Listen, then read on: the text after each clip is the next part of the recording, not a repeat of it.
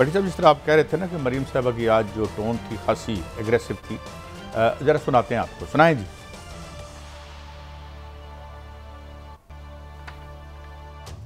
वो शख्स जो रात को ऐवान सदर के अंदर खुफिया मुलाकातें करता है, एनआरओ मांगता है, जब एनआरओ नहीं मिलता तो बाहर खड़े होकर जलसे में बदतमीजी शुरू कर देता है। अच्छा बड़ी साहब, कोई खुफिया मुलाकातें लंदन में तो पाबंदी है ना, वहाँ तो कोई नहीं होती। अच्छा कई सब गुजारिश ये है कि मरियम नवाज साहिबा या मरियम सफदर साहिबा कह रही हैं रात के अंधेरे में खुफिया मुलाकातें करते हैं, मुलाकातें वाने सदर में करते हैं। वो बता देती, हमारी रहनुमाई फरमा देती, अब तो तमाम एजेंसियां इनके बताता किसके साथ मुलाकात की जिसका इनको इतराज़ है। सदर साहब से मिलने गए होंगे? नहीं, ये मरियम साहब को इतराज़ है ना, मुझे तो उस पर इतराज़ नहीं। हाँ, हमारे दोस्त हैं नहायत काबिल एहतराम मोहम्मद ज़ुबैर साहब, आर्मी चीफ साहब से मिले थे और 4 घंटे मिले थे गालमन। और DGISPR ने उसकी तायद भी की थी। उन्होंने कहा था कि DGIS पर मोहतरम बाबर इफ्तिखार साहब ने फरमाया था कि मोहम्मद ज़ुबैर की रिक्वेस्ट पर 2 दफ़ा मिले हैं। तो क्या मेरे मुल्क के अगर अदारे हैं, उनके अफसरान हैं, मैं उनसे मिलूँ ये गलत नहीं है? हाँ, मैं उनसे NRO लेने के लिए मिलूँ, मैं उन्हें कहूँ कि मेरा 5 साल से केस चल रहा है, मैंने अरबों रुपए खाए हैं, उसका मुझसे हिसाब ना लो, मुझसे मनी ट्रेल ना लो, मेफेयर फ्लैट का ना पूछो, मुझसे कैलवरी फ्रंट में फ्रॉड किया ना पूछो।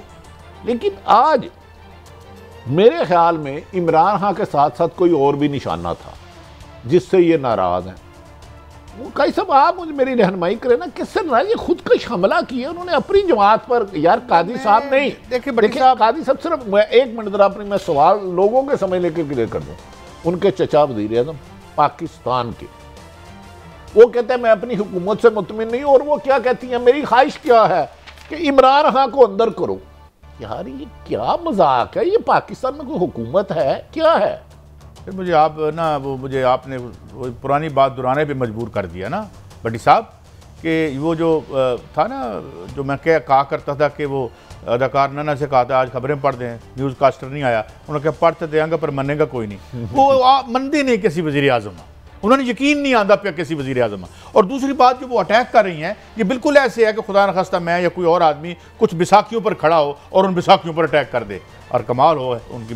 पर आगे बढ़ते हैं। नहीं, आगे नहीं कह सब। देखिए उन्होंने दूसरी और बात फरमाई है, जी हमारे लिए काबिल एहतराम है मरियम नवाज साहबा। मरियम औरंगजेब से भी रिक्वेस्ट है हमें उन्हें इंटरव्यू का टाइम ले दें, क्योंकि कुछ उन्होंने मुलाकातों को जिक्र किया है, तो शरीक जुर्म ना होते तो मखबरी करते।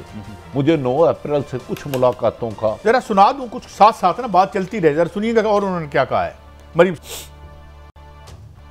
वो चौकीदार जो है, अगर वो वतन की जो बॉर्डर्स हैं उनकी हिफाजत छोड़ के वो बनी गाला की हिफाजत करना शुरू कर दे तो फिर चौकीदार ठीक है। बनी गाला में हीरों की हिफाजत करना शुरू कर दें। इतने ऑनेस्ट ऑफिसर्स को आपने सिर्फ इसलिए बाहर निकाल दिया क्योंकि उन्होंने ये कहा था कि आपकी जो वाइफ है पिंकी पीरनी साहिबा जो है, बतौर प्राइम मिनिस्टर आपके ऑफिस में उन्होंने जाके कहा था कि वो हीरो के हार रिश्वत में ले रही है, तो आपने उनको वहां से निकाल दिया। अच्छा बड़ी साहब, इस वक्त इनकी हुकूमत है, अगर मैं बकामी होशो हवास हूँ इस वक्त, और हुकूमत है और हीरो का हार का उन्होंने इल्ज़ाम भी लगा दिया, रिश्वत में लिया है, यकीनन इनके पास कोई एविडेंस भी होगा, तो अभी तक पर्चा क्यों नहीं दर्ज हुआ? एक गरम गरम चाय मेरे पे फेंके, ये क्या किसको रही हैं कि कोई बंदा सरहदों की हिफाजत के अलावा बनी गाला की किसको टॉन्ट कर रही हैं? मैं हैरान हूँ कि वज़ीर आज़म इनका, वज़ीर दफ़ा इनका, ख्वाजा आसफ साहब इनके, राना सनाउल्लाह सब काबिल एहतराम इनके, कबीना इनकी पाकिस्तान की तारीख की तवी बड़ी तरीन मीना काई साहब, ये मुझे बताया ना किसको कह रही हैं? कौन करता था बनी गाला की हिफाजत और सरहदों की छोड़ के? रोज़ाना आज भी हमारे 3 जवान शहीद हुए हैं। इन्हें अंदाज़ा नहीं कि 22 किसी भी बुजुर्ग बाप के कंधे पे सबसे बड़ा वजन है जवान बेटे का जनाजा। कोई कप्तान शहीद होता है तो उसकी उम्र 25-26 साल होती है, लेफ्टिनेंट की 22-23 साल होती है, फौजी जवान 22-23 साल के हैं। तो ये क्यों इल्जाम लगा रही है कि चाहती क्या थी? मुझे समझ नहीं आ रही। समझता हूँ जिन पे लगा रही हैं उनके कुछ मतलब कान वान पता नहीं कहाँ है, केस भी खत्म हो गए इनके। खुद वो फरमा रही है कि आज जब उन्होंने इन्हें पकड़ा रहे थे ना पासपोर्ट, उसका वजन ज़्यादा होगा गालबन, मुझे नहीं पता, वो 1 से ज़्यादा थे। तो फटाफट मोहतरम हमारे काबिल एहतराम, क्या नाम है उनका यार, जो शेख रशीद साहब के साथ भी क्लास फेलो यूनिवर्सिटी के, परवेज रशीद, उन्होंने फटाफट पकड़ लिए, वजन ज्यादा था ना, बाज कुलाइयां नाजुक होती हैं। तो ये क्या वजह है, मुझे समझाएं, ये किस बात पे नाला है? हुकूमत मिल तो गई, मैं नहीं मुकदमा बता खत्म हो सकता, गया। क्योंकि ना तो मैं कोई मतलब, ये जरा सुने, उन्होंने कुछ और भी कहा है।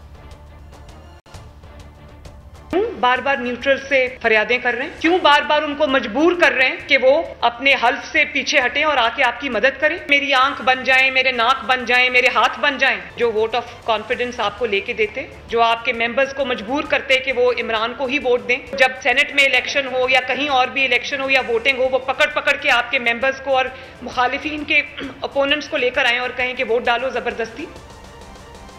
ये किसकी इज्जत अफजाई हो रही है बड़ी साहब, ये भी तो बताए ना। काजी साहब गुजारिश है, माशाल्लाह कुछ बदला तो नहीं वहां पे, वही कुछ है। मुझे तो हैरत है कि जिस तरह इन्होंने खुदकश हमला आज प्रेस कॉन्फ्रेंस में पाकिस्तान के अदारों में बादिउल नजर में मुबैना तौर पर किया, बादिउल नजर में क्या या आपने चचा पे किया, खुल के कर दिया नहीं, तो इस पर अब सब लोग खामोश हैं।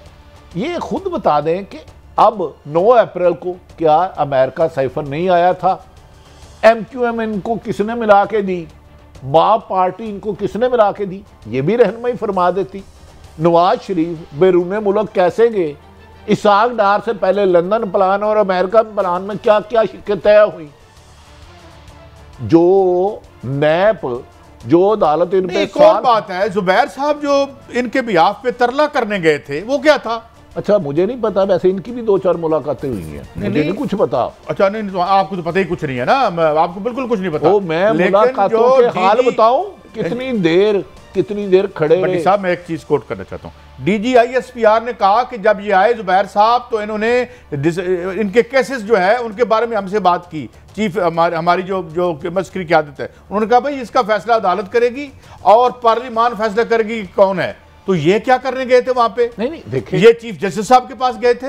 मरियम नवाज साहबा ने बाशर्फ लफ्जों में कह दिया कि जो आपके बंदे पूरे करते थे, ये पूरे अदारे पे अटैक करते, जो आप इनके करते हैं, ये कहना चाह रही हैं। मुझे नहीं पता, मैं तो इनसे सवाल कर रहा हूं मोहतरमा, मेरा भी बल्कि मरियम साहबा का हक है। आप तमाम सियासतदानों से ये मुझे बता दें, जिसके 155 मेंबर अरकान असम्बली कौमी हो, उसकी बजाय हुकूमत 86 वाला करे, 13 जमातों पर मुश्तमिल हुकूमत हो, क्या वहां जबरदस्ती पैसा नहीं चला? PTI के मुताबिक मुनर्रफ अरकान को 20 से 25 करोड़ रुपए नहीं दिए गए। यार ये मुल्क में हो क्या रहा है कादी साहब, हम किस सिमत में चल पड़े हैं? अब मुझे लग रहा है मरियम साहबा बहुत जल्द बाहर चली जाएंगी। अब एक और भी चीजें, बड़ी चीजें, मैं क्या करूं, टाइम बड़ा कम होता है, लेकिन मैं सुनवाता हूं आपको ताकि फिर बात आगे बढ़ाते हैं। जी सुनाएं। मैंने कहा था कि वो जनूबी पंजाब का होगा, लाडला हमारा नहीं है, लेकिन अगर लाडलेपन ने वो जनूबी पंजाब को भी ये दिन दिखा दिया है कि वो बेचारे को खुद समझ नहीं आ रही कि वो क्या करे, तो इमरान खान साहब के नाम के साथ नहुसत जुड़ी है। मैं तो मुबारकबाद देता हूँ जिनकी ये मददसराई में ये बात कर रही हैं। कादी साहब, मैं उनको भी मुबारकबाद और इनको मैं जुर्रत नहीं कर रहा।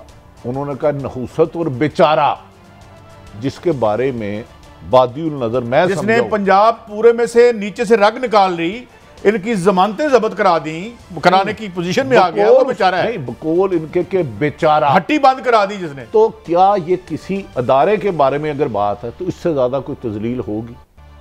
इससे ज्यादा कोई आंखें खोले ना, कोई कान खोल के सुने ना, क्या हो रहा है? सारी सख्तियां सहाफत पर ही है। हाँ, ये सारी सख्तियां उन्हीं पे है जिन्होंने इक़्तिदार में नहीं आना, सिर्फ अवाम की बात करनी है। इस सारी गुफ्तगू में मेरी मोहतरम बहन मरियम नवाज साहबा की बहुत ज़्यादा तलखी थी, गम, गुस्सा था। मुझे ऐसे लग रहा था कि वो किसी को थप्पड़ रसीद ना कर दें। नहायत काबिल एहतराम, काबिल इज़्ज़त हैं काजी साहब, ये नहुसत है और किसको कह रही हैं? जनूबी पंजाब में है क्या? जनूबी पंजाब को तो ये सूबा बनाएंगी। भट्टी साहब, महसूस करने वाला बंदा हो तो जबान के थप्पड़ बड़े तकलीफ दे होते हैं, मगर महसूस हो रहा हो। जी आगे चलते हैं। नहीं, मेरे सवाल का जवाब दे दें। क्या इमरान खान किसी का लाडला है जो 155 लेके असम्बली से बाहर है, जो 86 सीटें लेके वज़ीर आज़म है? वो लाडला है जो 40 साल से अरबों खरबों के मुबैना केस अरबों रुपए के चलते रहे, अरबों रुपए के फर्द जुर्म आयद नहीं हो सकी, और वो इक़्तिदार में आगे किसको लाडला कहेंगे? बीक हम सियासतदान भूल गए हैं कौन से पॉलिटिशियन है, कौन लाडला होगा? भट्टी साहब, मैं इतना ये कह दूं, 35 साल से मैं सहाफ़त कर रहा हूँ, ये लाडले ना होते ना, ये काउंसलर नहीं से इलेक्ट हो सकते। आप आगे सुने जो इन्होंने अदलिया से मोहब्बत का इजहार किया, वो भी सुन ले जरा।